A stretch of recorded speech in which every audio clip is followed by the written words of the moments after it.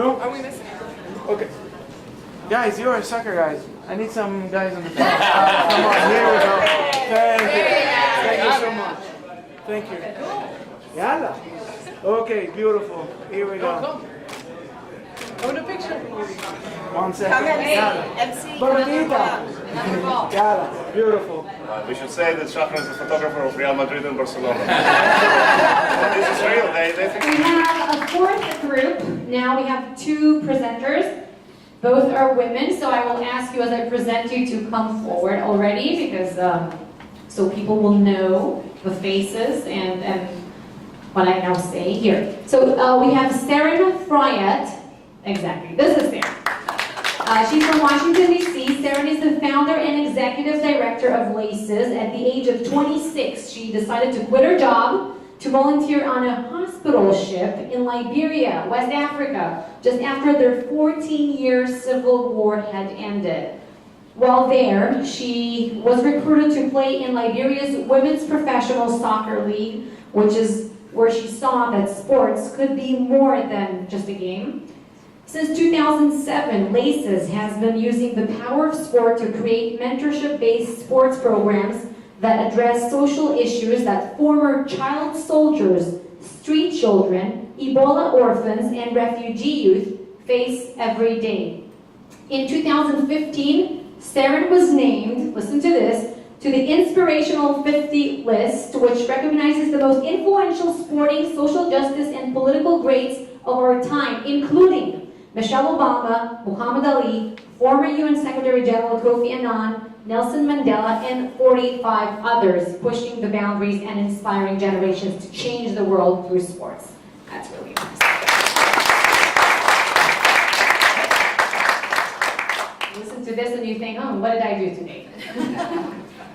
All right, and wait till you hear this one. Alisa Chasman from London, UK. Alisa is the founder and CEO of the International Development House. Now, the ID House is a global action-based forum for inspiring and active young world changers working together to solve the world's most critical challenges, such as climate change, poverty, and inequality. Alisa spent time working in advocacy and communications for International Women's Initiative, as well as developing counter-extremism programming for the Afghanistan and Central Asian Association. Last year, Alisa was invited to speak at the United Nations Youth Assembly. Alisa has a master's in human rights from Kingston University in London. She also has spent the last several years traveling around the world to further her understanding of different cultures. And when I say traveled, how many stamps do you have on your passport? Over 50 something, 60 something. So do you need one more to London? You're from there. I live in London. All right, there you go. Okay, good luck. Maybe I'll give them one more. Right? Yeah. Oh.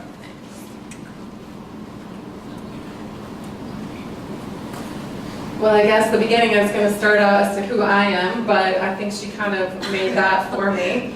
So, LACES is the organization I started, and it stands for Life and Change Experience Through Sports. And you know Alisa now, and she started and founded the ID House. And we're just so grateful that you guys had us here tonight and felt like our idea was worth sharing to the world. I want everyone just to take 2 seconds, and no longer than that because we don't have a lot of time here, just to think of the most impactful social movement of all time. Got it? Okay, so maybe you're thinking about the civil rights movement or women's suffrage, or if you're thinking way out of the box, maybe you're thinking about the anti-apartheid movement. We learn from history, and what we have learned is some of the most powerful social change that's ever happened has been powered by social movements, by grassroots efforts, by people like you or people like Sarah and I standing up to take action, by being innovative and creative and developing disruptive solutions that tackle the challenges facing our world. In a world where there are so many social issues to tackle, it can be really hard to know where to start or what you can do or what your role is to make an impact.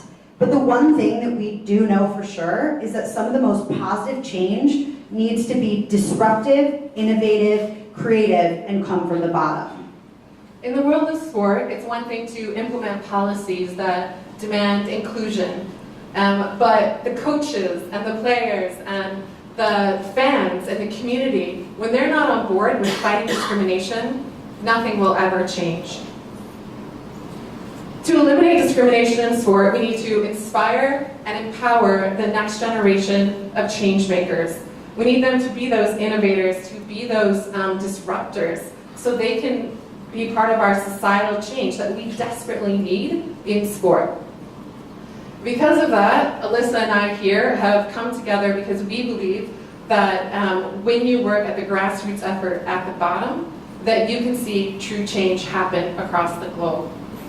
So here we are, and through this partnership, we are going to host the Unite 2030 Kick Out Discrimination.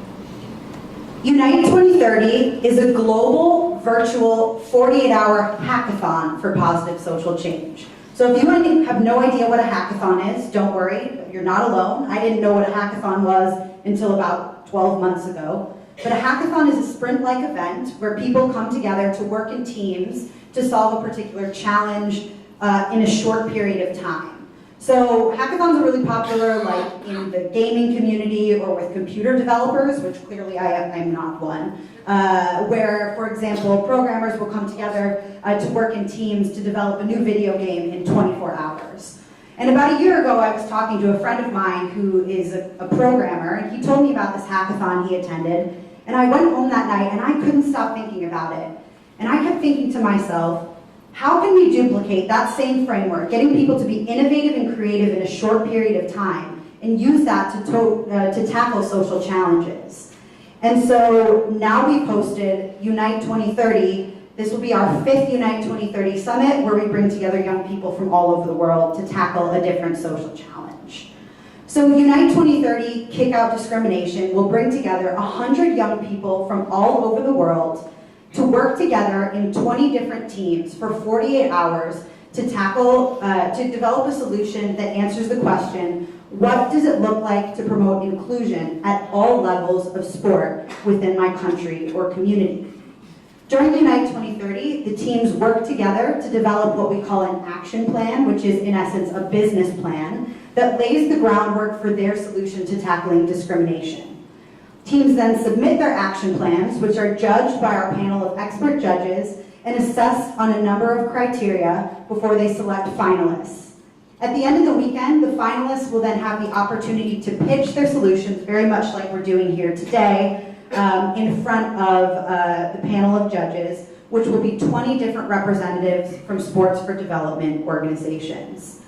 The judges will then select the winning team, and the winning team will receive 3 months of virtual mentorship from one of our partners, Launch 22, which is a charity incubator program for budding entrepreneurs and change makers. And the winning idea will also be highlighted at Beyond Sports Global Annual Conference, where they bring together 600 individuals at all levels of the sporting world. On the screen is a breakdown of past demographics for Unite 2030 summits. Our participants for this summit will come from all corners of the world, ranging between the ages of 18 and 30. And good thing I'm a judge, because then I can even participate in my own idea. So, all who are passionate about ending discrimination in sport. So we're going to have 100 participants, and we aim to have them from 70 different countries. In the past, they've had 60 different countries. So at one hackathon, so we're really going to push the boundaries here.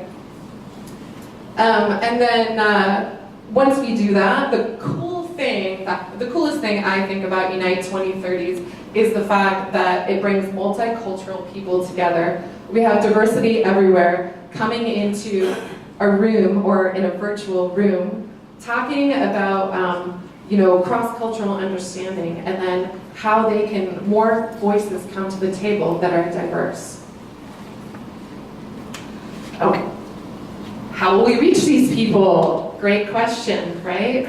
And so we're going to do paid online advertising, and then through current existing global partnerships, we'll be able to make the global impact in addition to social media campaigns. Part of our secret sauce is the expertise that we bring to the weekend. So throughout the weekend, in addition to working in their teams, the participants will attend workshops and get to meet with world-class mentors who will help them bring their ideas to life and help them create new and innovative approaches to their solutions to discrimination. Since the inception of our this particular idea about 2 months ago, we've already secured a number of experts who will be working with us to be mentors or judges at our event. The impact created by our Unite 2030 summits is honestly bigger than I could have ever imagined. And what started as just an idea when I was tossing and turning in my bedroom a year ago has now built a community of over, almost at the end of this summit, 500 young world changers from literally all corners of the globe will be working together to tackle social issues like discrimination, which is, to me, just such an unbelievable honor to be able to witness and be a part of. By hosting Unite 2030 virtually, it allows us to make impact on a global scale as well as live our values of being really inclusive. Not only is it our goal that at the end of Unite 2030 kick out discrimination, we will have 20 new, incredible, innovative, and disruptive new ideas of how to tackle discrimination in sport, but that also we will develop a new generation of young people who are going to continue to challenge the status quo in sport and outside of sport. Now we want to show you guys, we have some of our amazing world changers who are going to share their Unite 2030 experience with you guys. So hit the video. Unite 2030 is an event that made me realize that the youth of today have so much potential and ideas. Untitled is a place where I've met new friends from all over the world. Unite 2030 is one of the greatest social hackathons of all time.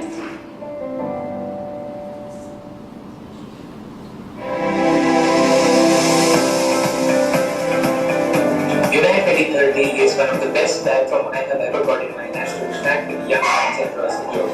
Unite 2030 is a platform which enabled me to meet and interact with young, amazing world changers from all over the globe. Unite 2030 is a platform for change and encouragement of young people. Unite 2030 is an amazing learning experience. 2030 is the opportunity of a lifetime. Unite 2030 is a place where I've met like-minded individuals from all over the world. Unite 2030 is a beyond words experience.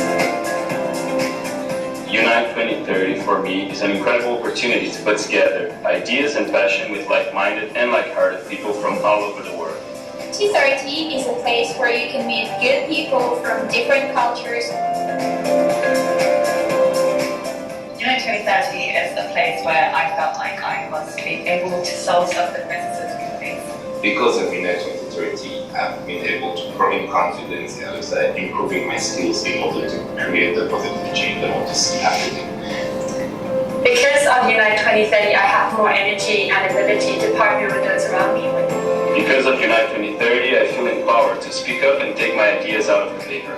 Because of Unite 2030, I have been able to gather young people from my community and I've joined in order to bring positive change. Unite 2030 means to me that I have the power to make change happen and work towards a better future. Because of Unite 2030, I have passion and confidence. Unite 2030 taught me that everything is possible. Unite 2030 taught me to always think and go beyond my limit. Because of Unite 2030, I now have the confidence to pursue my ideas for a better tomorrow. Unite 2030 means that I can now fight for what I believe in. We are Unite 2030. We are Unite 2030. We are Unite 2030. So this is the best opportunity I have got in my life, and definitely I'll use it in a better way to make this world a better place to live. I can make a big difference in the world. Thank you.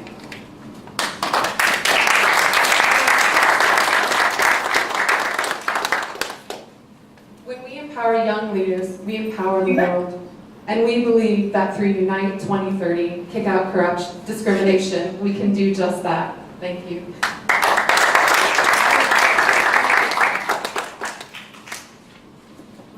Wonderful video.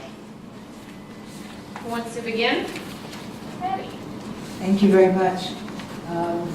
So, well, thank you for coming and thank you for this inspirational presentation. I want to ask you specifically, Alyssa talks about developing counter-extremism programming. I'm interested in that because I think when we talk about anti-Semitism in sports and we see extremists at soccer matches yelling horrible anti-Semitic epithets, we wonder about how we can change people's minds that way, people who think that way. How would you use your expertise in counter-extremism programming to, in this context, to achieve what it is we would like to see you achieve? I mean, I think using my experience in working in counter-extremism, which I haven't done in a few years, but what we do is, what we did was early intervention, and that was a key thing all the time, and making sure that people weren't vulnerable to becoming radicalized. So from my experience, I worked with, understanding why ordinary people joined Islamic State is my personal experience. And so what we would do is we would work with people in the most vulnerable situations, people who are vulnerable to becoming radicalized. And I think similar kind of principles apply to, people who, are racist or xenophobic or, Islamophobic or anti-Semitic in any way, is working to stop it before it even happens. It's really difficult to change people's minds, I think, particularly once their attitudes have already changed. I think there are ways to combat that, but from my personal experience, we work with trying to change it before it even happens. But hopefully, we're going to work with experts and with Saren to develop a framework for these young people that really makes them feel empowered and that they can make change at all levels, whether it's early intervention or whether it's individuals who, have already become racist, anti-Semitic, all that kind of stuff. Another question? So one of the interesting things about this Red Card for Hate is that it's not just another program with good intentions, but there's real action behind it. What happens after the hack?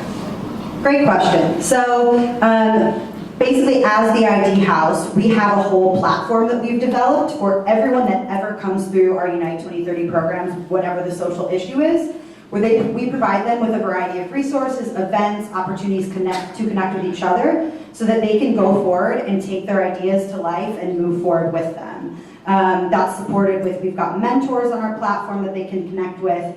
We have all sorts of events, things like business planning and financing your solutions and all that kind of stuff. Any resource you can think of to help them, it exists. We also have a global ambassador program where, let's say, you come through Unite 2030 and you're really, really inspired and you say, we could utilize this in my community. We have a really big issue with anti-Semitism in my community. You can host what we call, they're called Unite X programs, or a subsidiary program. You can go and host an event in your community focusing on that particular idea, expanding the solution into your area. So we provide support in a lot of ways that will also be, supplemented by the mentorship for the team that wins, that can help them to bring their idea to life. That 3 months is really going to be an intensive focus on, okay, now you have this solution, you've developed your action plan, which is really thorough, let's streamline it, let's get moving, and let's start taking action on this. Any more questions, or? Very good. All right, let's move on to the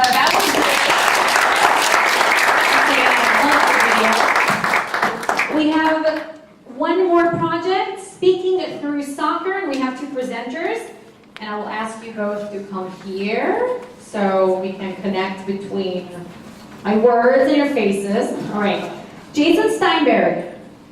He's from Oceanside, New York. Jason is an educator and entrepreneur with a passion for sports, music, and social justice.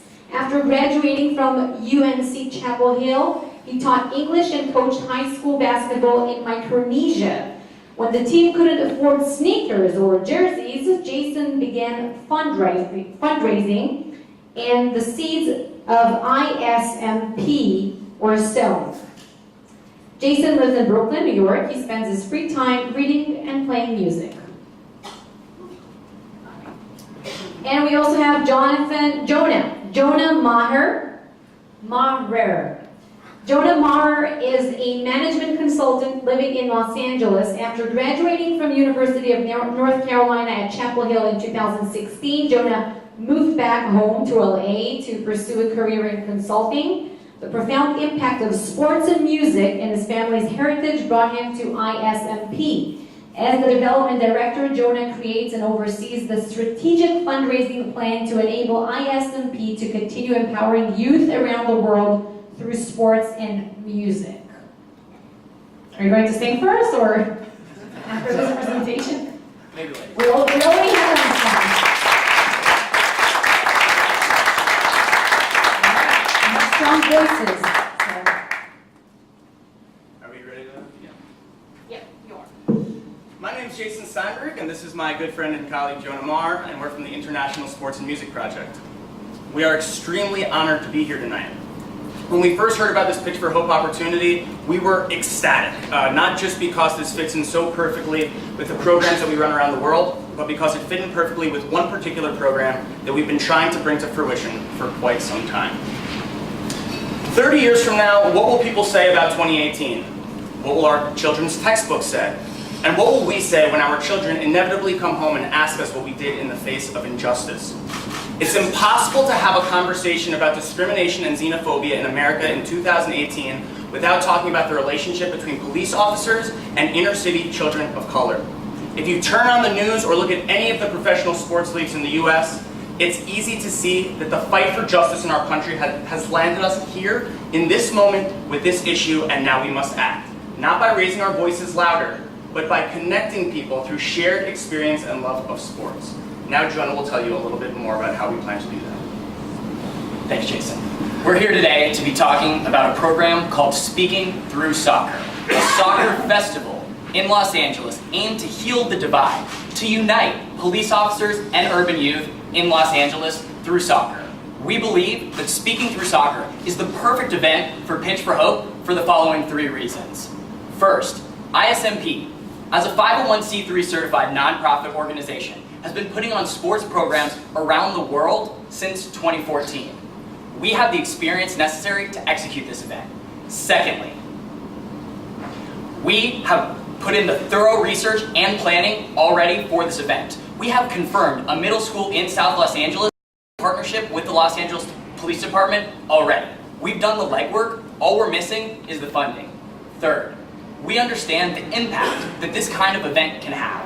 Not just for the middle school students that will be participating in the tournament, not just for the police officers that will be coaching and mentoring these students in the tournament, but for the entire community of Los Angeles to come together, to promote tolerance, to fight discrimination through a shared passion of soccer. Now let's talk about ISMP at a global level. ISMP, since 2014, has put on 12 programs in 6 cities around the world on 4 continents. And together in those programs, we've impacted 1,295 children's lives. But the impact is greater than these children. It is their families, their communities that have also been empowered and uplifted by our programs. To talk a little bit more about those international programs, I'm going to pass it to Jason, who spent months and years of his life building these programs from the ground up. Thanks, Jonah. We've been incredibly fortunate to connect with some of the most inspiring and passionate kids on the planet. It started in Micronesia, where boys and girls in high school wanted to play basketball so badly that it seemed like they would risk anything to get that chance.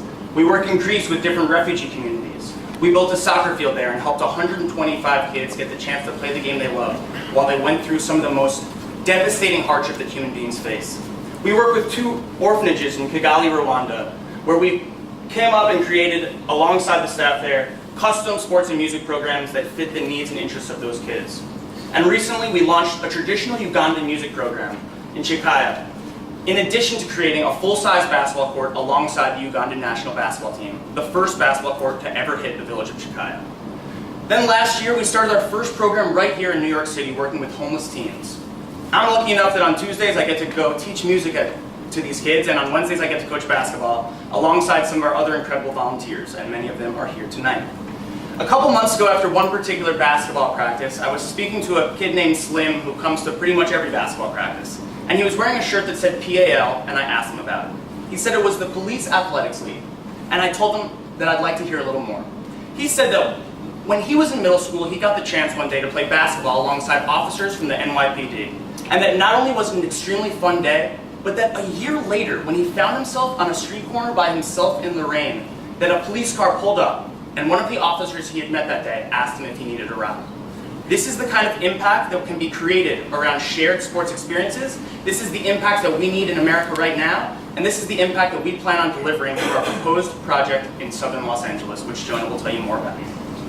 After thorough research, we decided that Los Angeles was the ideal location for speaking through soccer for a couple of different reasons. First, Los Angeles is quickly becoming a soccer city, with the Los Angeles Football Club in their first MLS season, selling out their brand new stadium in South Los Angeles, and Zlatan Ibrahimovic coming to the Galaxy as a world soccer star. Soccer is taking the city by storm. Unfortunately, there are some harsh realities we have to face when it comes to Los Angeles, often known as the gang capital of America. Many of you know that police brutality was put on the map in the United States after the beating of Rodney King and the subsequent LA riots. Violence persists between Angelenos and police officers to this day. After choosing Los Angeles, the next step was partners. So we had school administrators in Los Angeles. We asked them, we said, point us to the school where this would have the most impact, where they would benefit the most. And we were put in contact with Principal Velasco at Edison Middle School. Principal Velasco told me that his students have a passion for soccer. They want to play, but they don't have funding for a soccer program or a soccer team. When he heard about speaking through soccer, he told me it was vital that not only his students participate in this program, but his community to be exposed to a positive influence and that they do whatever it takes to be a part of this program. Then we have the LAPD partnership with the Community Safety Partnership, which was started by Sergeant Chris Zuniga. We were blessed to be put in contact with this guy. He built the Community Safety Partnership, which uplifts the toughest neighborhoods in Los Angeles through community programming, such as job planning for youth and youth sports programs with teams like the LA Galaxy.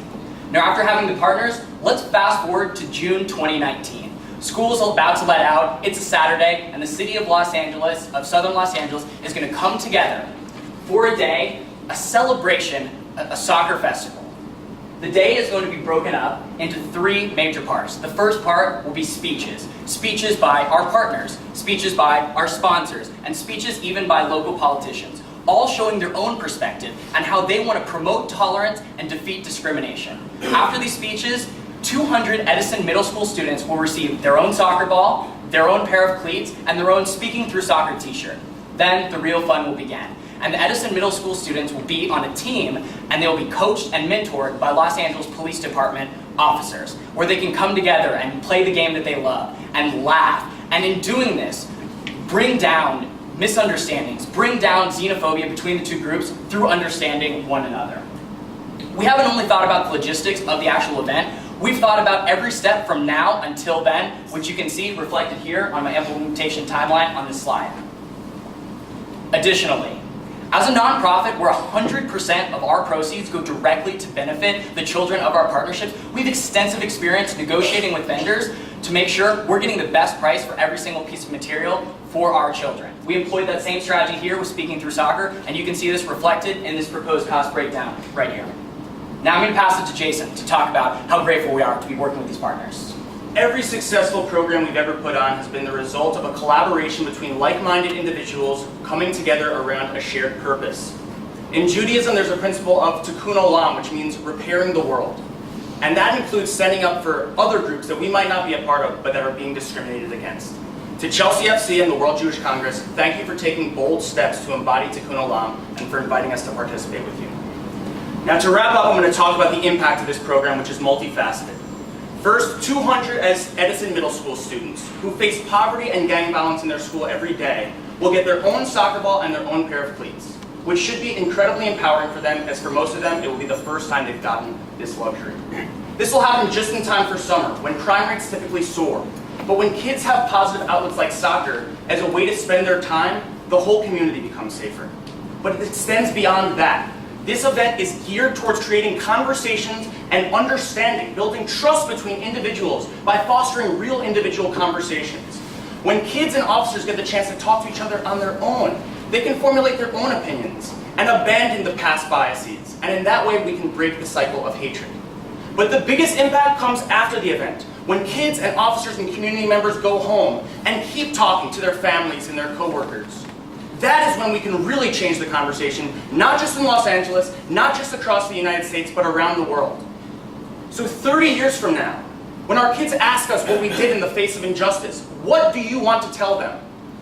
We want to tell them that we didn't just get involved, but that we changed the conversation. We have the tools, experience, and partners to make it happen. Will you join us? Thank you.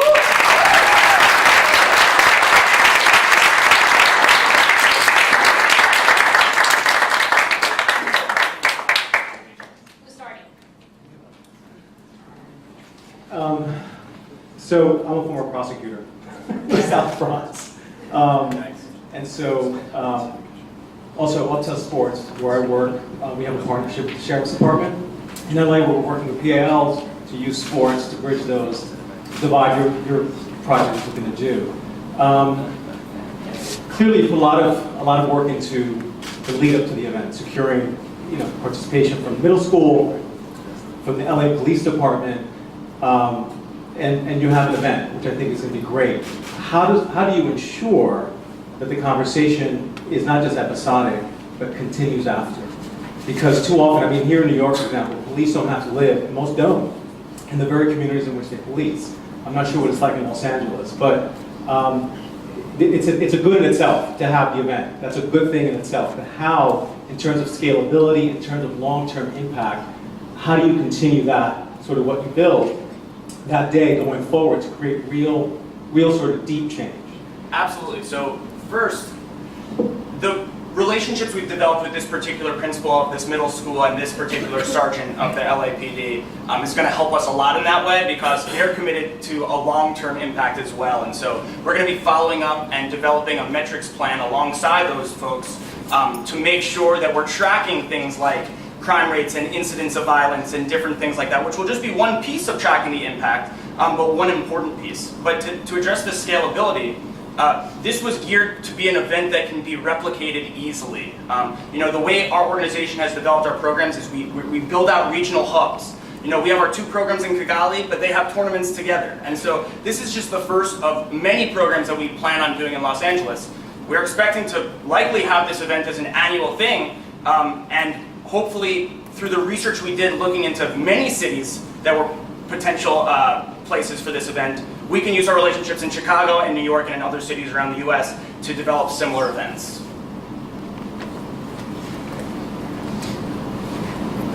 Everything you said sounds fantastic. I just kind of want to follow up on his question too. Excuse me. In regards to the follow-up, you spoke of one of the individuals that you coach who played in the PAL League, and it sounded like there was kind of a continued relationship. Kept going back. How do you envision that?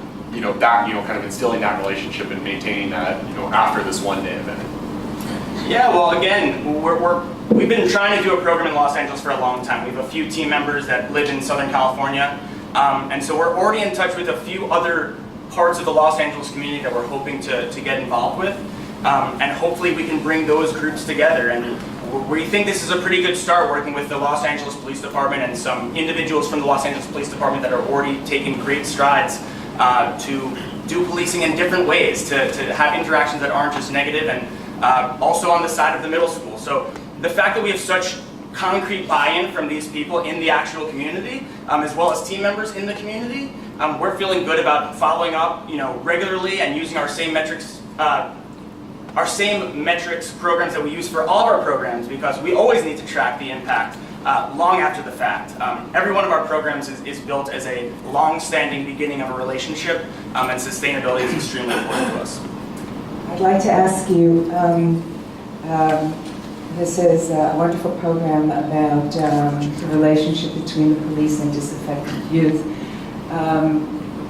One of our concerns at the World Jewish Congress is combating anti-Semitism in sports. How would you see your program translating into helping solve this problem?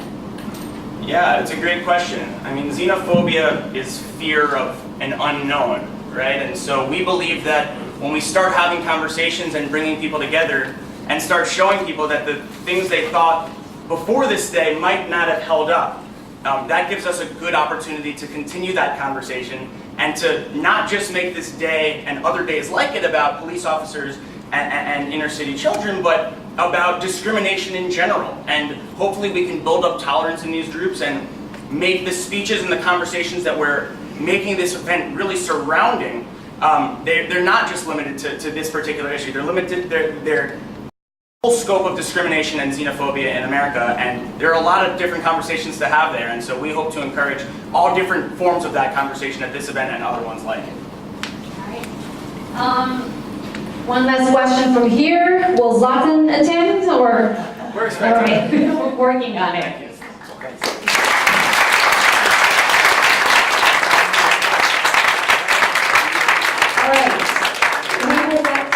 Your 10 minutes. If you need your 10 minutes, maybe you don't need the 10 minutes, maybe you're good with 7 or 6. You can go to a different area and talk between yourselves and come back with a solid conclusion. And in the meantime, I would like to invite Professor Ilan Tamir from Northeastern University to say a few words about the paradigm, the pattern between extreme hateful behavior and the world of sports.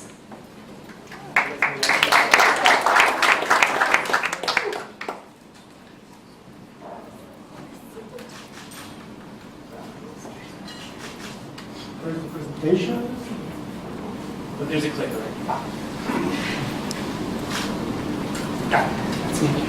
Hi, good evening. First of all, great to be here.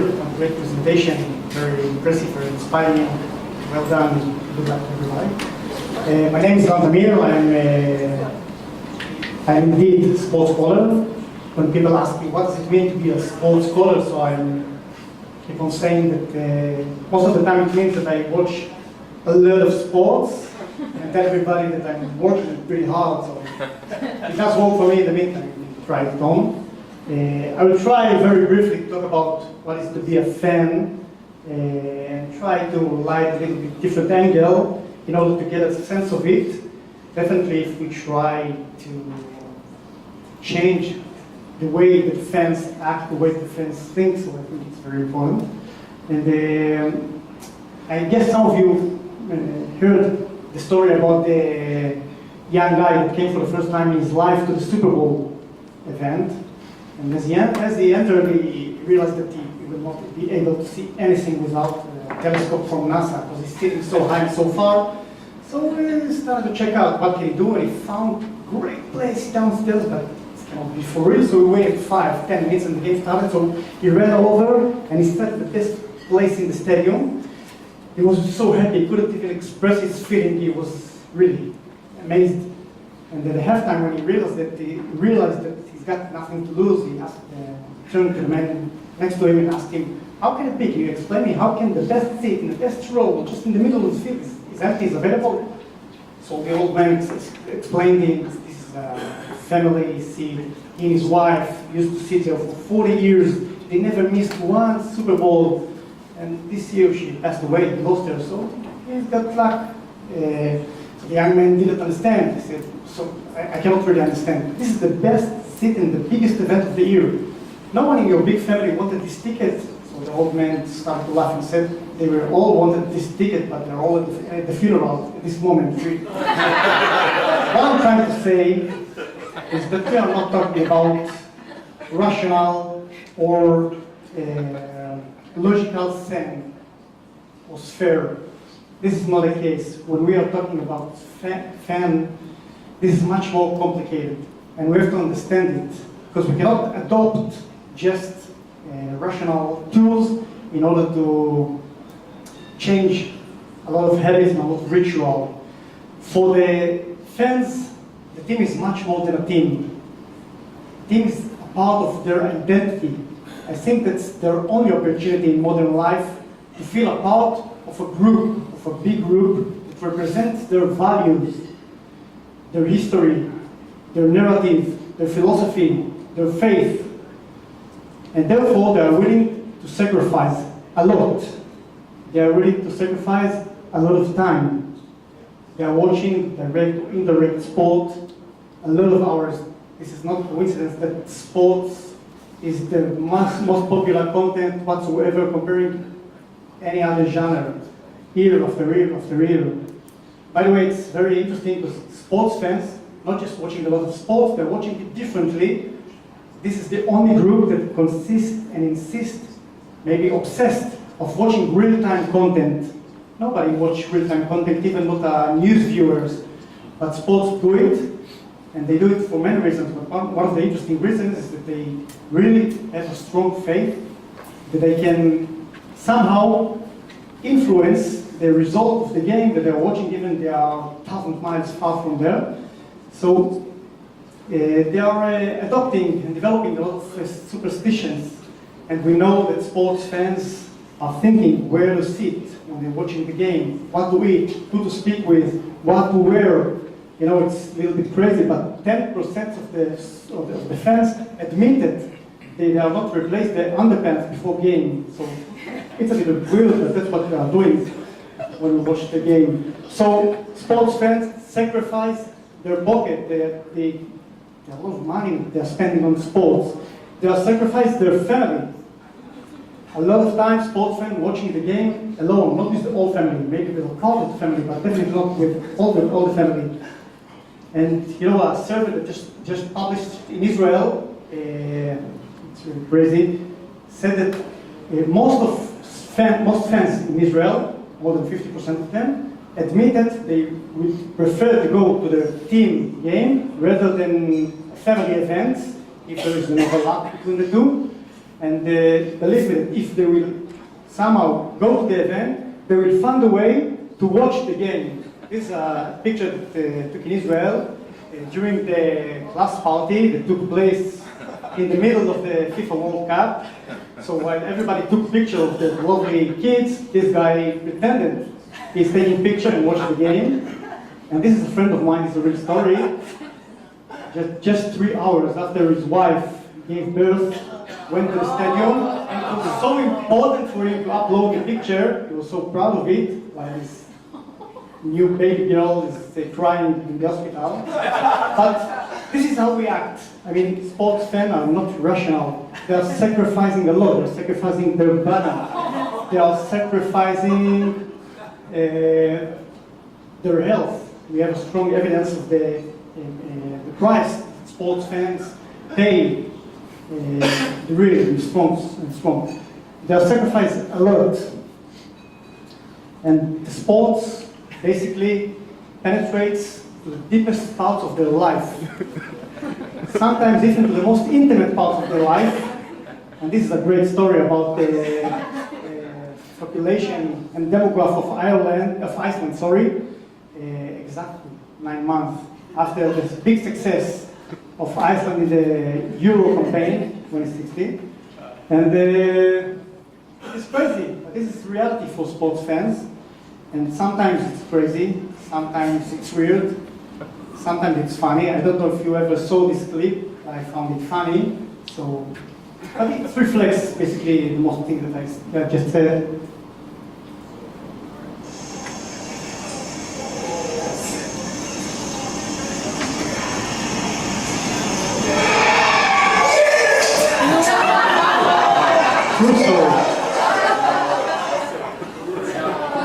So when we try to collect the parts to a whole big picture, we basically get a very beautiful picture. I don't know if it's working. Yeah, it does. But you cannot hear the sound, but it's really beautiful picture to see the fans. They are functioning as one unit. It's so powerful, it's so beautiful, it's so colorful. But it's red. Well, yeah, I'm with you. Yeah, but it's very far. So it's really beautiful. But, and there's a big but, we all know that the mass power can be very tricky and very confusing, and it sometimes goes to the dark side. And even though you cannot hear, this is, you cannot hear, so it's worth nothing, but this is a basketball game between two Israeli teams that represent basically two Jewish communities. And one team, fans, sing to another, I will say in Hebrew, Shetiyeh Shoah Lemakabi, on a regular basis. It means we are wishing you another Holocaust. I mean, Jews wishing on each other Holocaust. So what I'm trying to say is that our mission is not to destroy all this fantastic project. This is the easiest way. I think that our challenge will be, of course, to cut off the negative side and our negative side, and to preserve, the beautiful. There are so many beautiful sides of sports. That is the reason why we love it, why we go to the stadium. But the only challenge is that we have to get it clean, and we have to clean. And thanks to you, I think that we are on the right way. Thank you very much.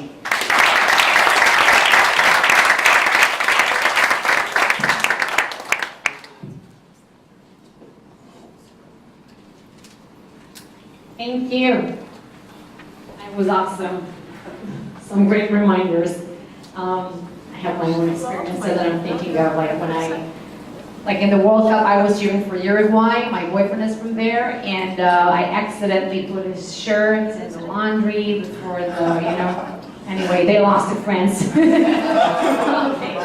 It was after Portugal, and then they lost to France, so it's my fault.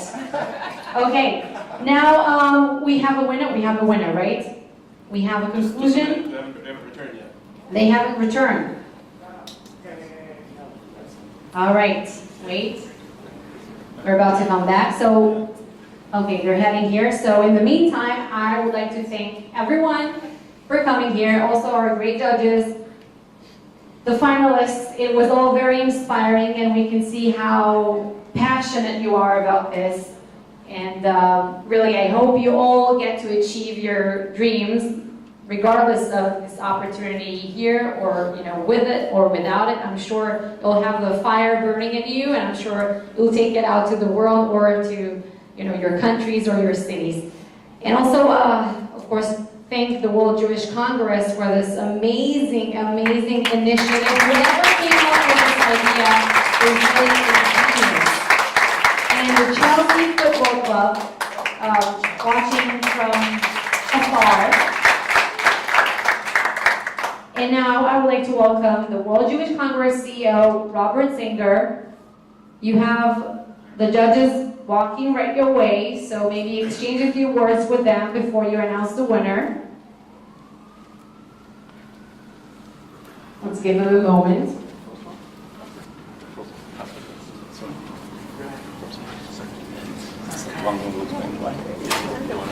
All right, we have a conclusion.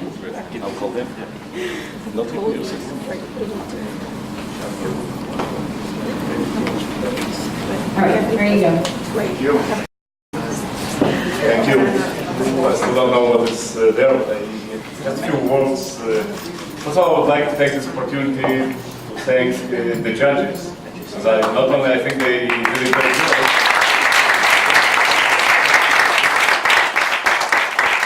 Really, you ask some very tough questions, because at the end of the day, somebody will have to implement this pilot, and from this pilot, the program has to develop to tens of thousands and maybe to millions of people worldwide. I would like also to thank the team of the World Jewish Congress who put all this together. So as the head of this team is Sasha Dragwa. And from Weiss is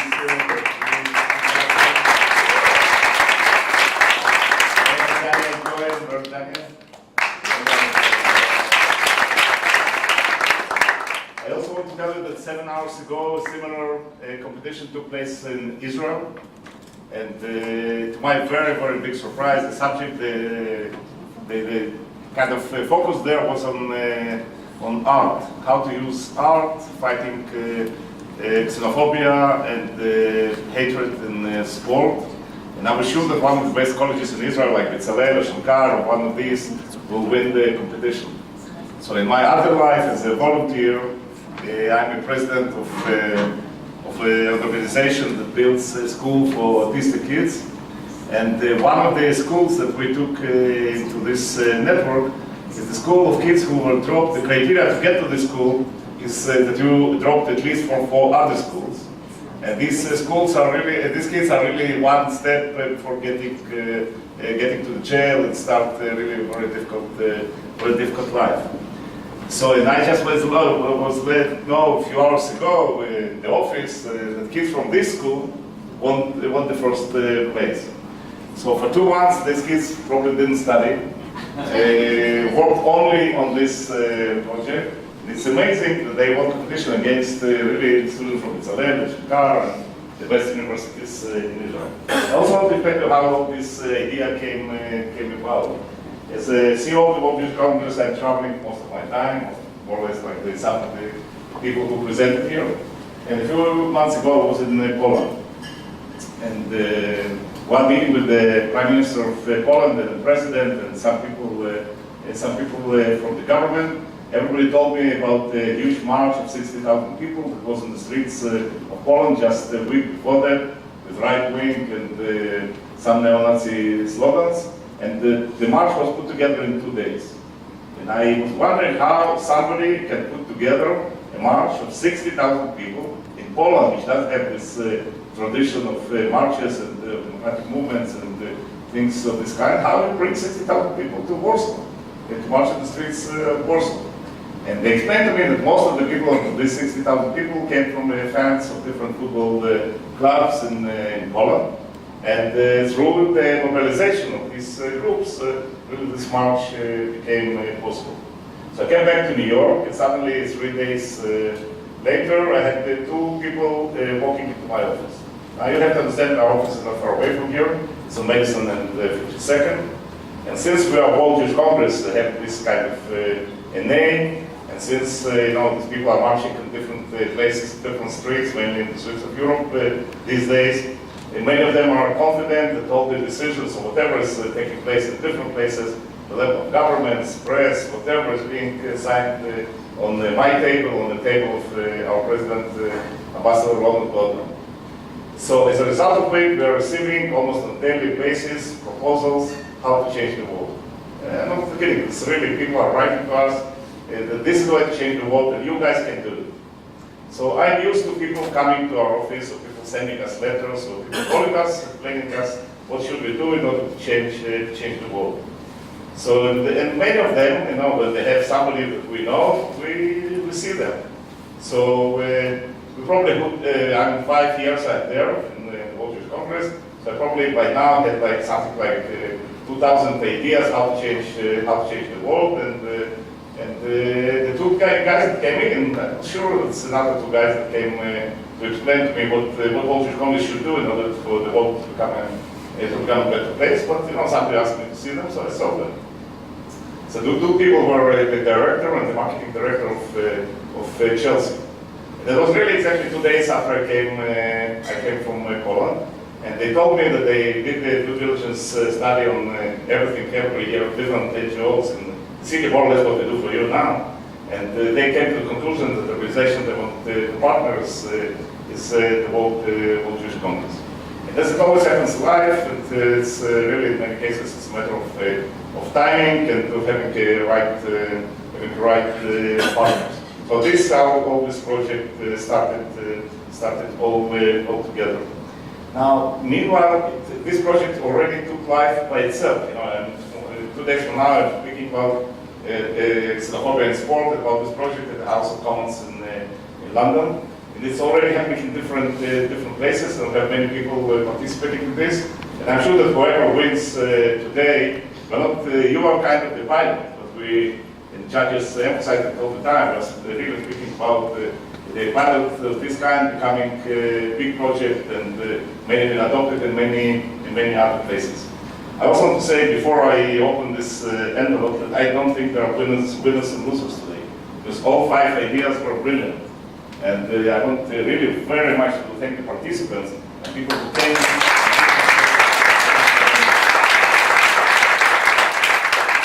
Before I open the envelope, one of the judges, I understand, will explain on what basis the decision was taken, without mentioning the name of the winner, or you want me first to look at the name of the winners? What is the protocol, Sasha? Open the envelope. Let everybody applaud. Okay, let's see where the money goes. Once again, I just want to say that it's not only we're giving you today the money, it's we are going to work with you and to continue following up on this project. World Jewish Congress is an organization that has branches in more than 100 countries, and we are working with different institutions. We are working with many governments. So once you start with us, we are not alone, and you are not alone in this project as well. So I want to start from. I have here the names of the first three groups or people who participate in this. So I'll start from the last one. The third place on the culture club.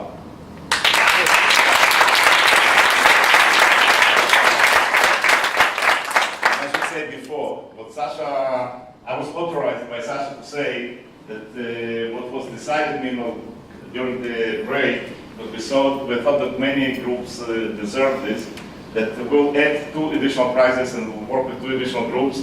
And also the third place and the second place will receive a grant of $5,000.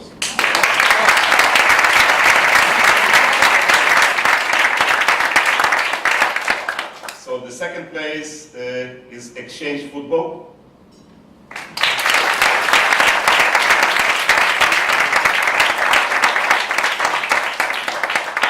And I hope everybody is ready for the first place. It's Unite 2030.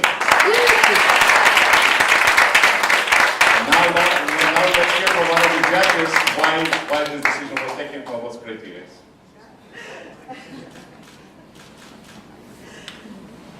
The director. We really had a hard time because our basic feeling here was that all the presenters were really very passionate about what they do. They really feel that they understand what the great problem, where the great needs are, and there are so many areas of need in this field of trying to bring people together, which is really the basic issue, and that's really, it sounds like it should be the most simple thing to do, but it's really such a hard thing to do. And we were impressed by everybody's dedication and devotion and passion, as you had said. So it was really not so simple. So based on it was really very hard, let me say, and if we really could have given everybody a prize, we would have. So let's just leave it at that. Thank you very much. Congratulations to the winners, and I would like to thank you all for being here tonight. And the good thing about this project is that it doesn't really finish here, right? It only starts. We have a few more opportunities to meet and enjoy the match right away.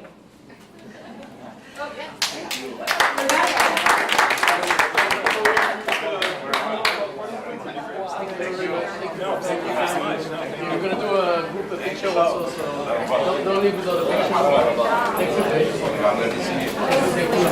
going to do a group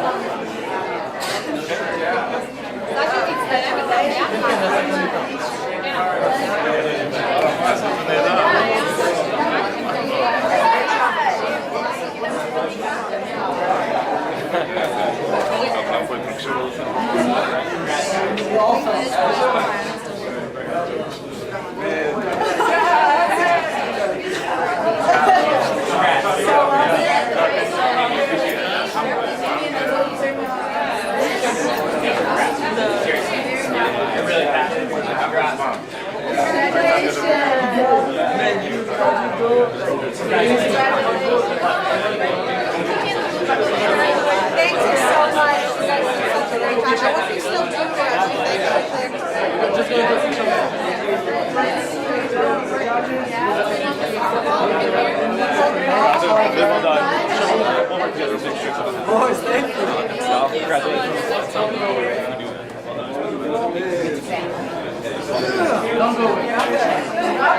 Stop there. I don't know if it's in the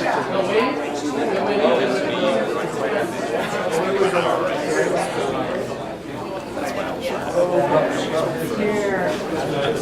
So we know what to do, right? Okay. He's a winner. Here we go. Yeah, you should be in the middle. All the winners. All the winners. All the winners. Sebastian. Yeah, thank you.